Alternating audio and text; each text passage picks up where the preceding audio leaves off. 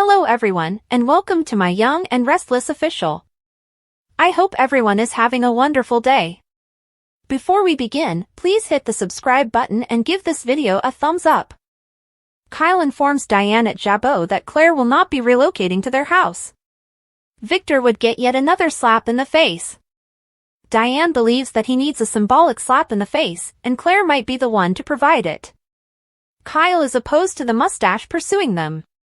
Diane gripes that Claire ought to be happy and not always watch over her shoulder, fearing that her grandfather may rob her of her happiness. It's really twisted. She complains that the Newmans go out of their way to win Victor over. Kyle argues that Claire is adamant about living her life as she sees fit. Victor won't stop, Diane warns. Kyle is confident that Claire will gradually undermine him, one minor triumph at a time. Diane hopes she is aware of the challenges she faces. Victoria takes Cole to the doctor at the tack house by grabbing his jacket.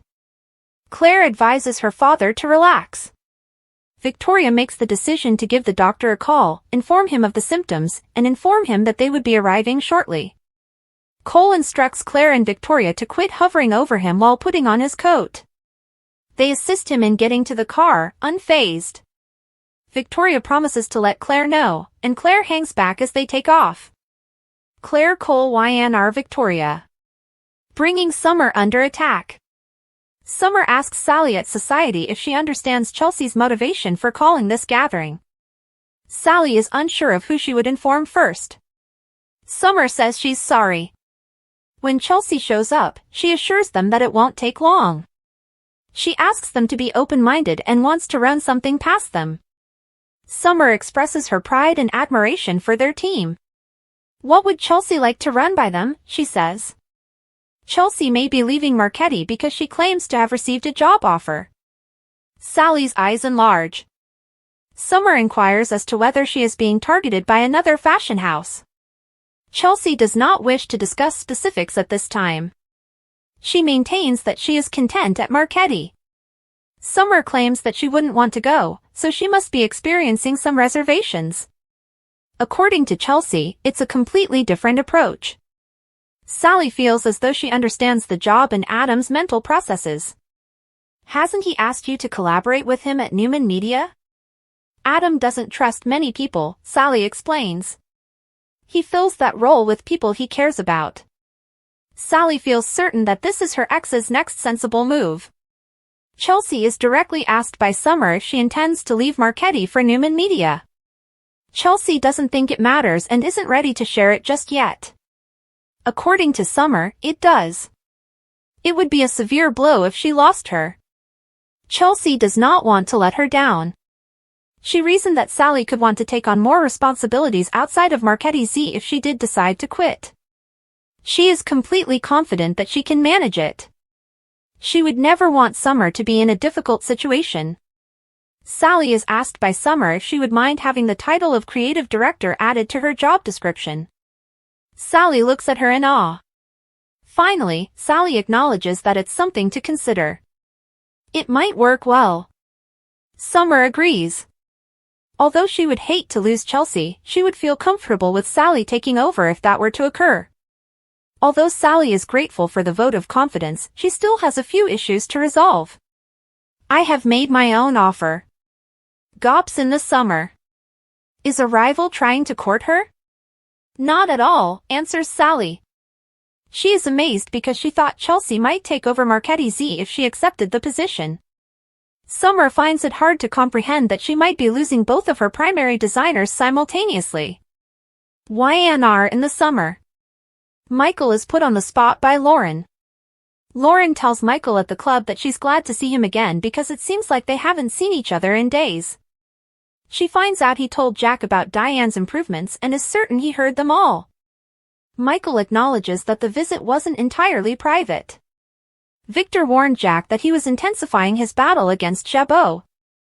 According to Lauren, he is Victor's sworn adversary.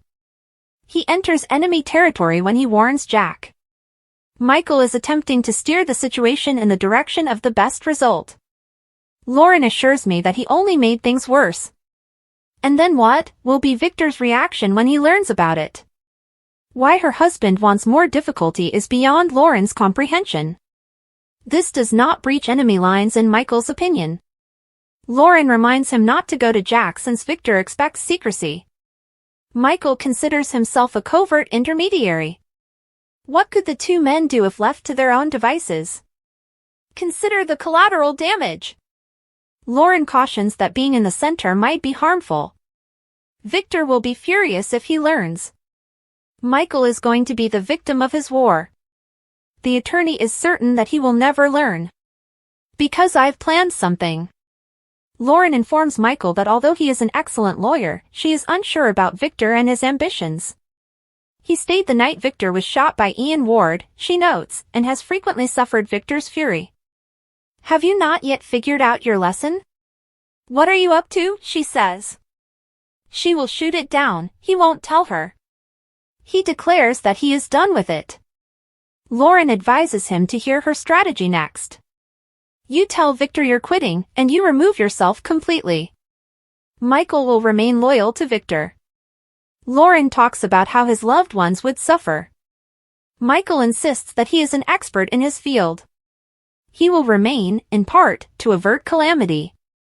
Lauren is amazed that he believes he is the hero in this situation. Lauren begs her husband to tell her what they were discussing as Diane approaches. Diane is interested. Unless it involves her or Jack, why would she be interested in what they are discussing? She assumes it has to do with the malevolent overlord of Jack and Michael. Michael ends the conversation.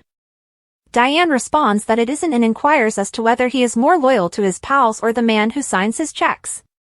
Michael asks Lauren why she would put him in that situation as she trots off.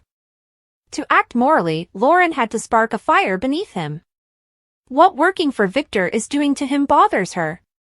She breaks down as she says, "This scares me." "Why are you doing this?" says Michael. Lauren is beginning to question whether Diane is correct. Are you truly loyal to Victor and not to your friends, whom you claim to value greatly? Michael is attempting to keep them all safe. She either refuses to understand or doesn't understand. Audra's experiences. Audra tells Victor that she needs her money at Crimson Lights. He bemoans the fact that she hasn't yet taken any action against Kyle Abbott. She expresses to him how much she wants this agreement and makes a vow that, given how he deceived her, she will never turn on Kyle again. She must begin developing her business, get office space, and hire staff. It will come in time, says Victor. Audra emphasizes that it's a component of her strategy to reach Kyle. Victor is not interested in the specifics. She reiterates that in order for her to see this come to pass, financing is essential. Victor will contribute a portion of the seed money for each advancement she achieves. She will receive more funds the sooner she demonstrates that Kyle is harming his grandchild. You don't trust me at all, do you? Audra asks. Not at all, Victor replies.